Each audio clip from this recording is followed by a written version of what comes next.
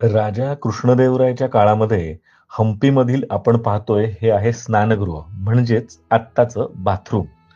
3 kilometre लांबून त्या काळामध्ये म्हणजेच 15व्या शतकामध्ये कमलापूर लेकमधून खंदक खणून या ठिकाणी पाणी आणलं जायचं. राणीचं स्नानगृह हे चक्क 75 चौरस फूट मोठं आहे. हादरलात ना? येस, खरं आहे हे. व 2 मीटर खोल आहे. राणी अंघोळ करत असताना आधी मसाजगृह व नंतर दासी, सेविका यांच्यासाठी स्वतंत्र दालनाची पण इथे व्यवस्था त्या काळात केलेली होती. इंडो इस्लामिक पद्धतीचं हे बांधकाम असून मस्त गार हवा यावी म्हणून भरपूर झरोके आणि स्वच्छ सूर्यप्रकाश पण आत यावा अशी व्यवस्था त्या काळात केलेली बघून आपण थक्क होतो. बाहेरून राणी अंघोळ करत असताना कुणी अचानक येऊ नये म्हणून मजबूत तटबंदीची व्यवस्था पण पाहायला या ठिकाणी मिळते. छतावर 24 प्रकारात कोरलेले नक्षीकाम पाहून तर डोळ्याचं पारणच फिटतं.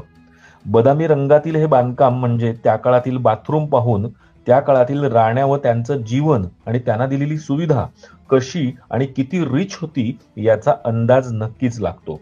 हम्पीमध्ये गेलात ना की या बाथरूमला न विसरता मात्र भेट द्या.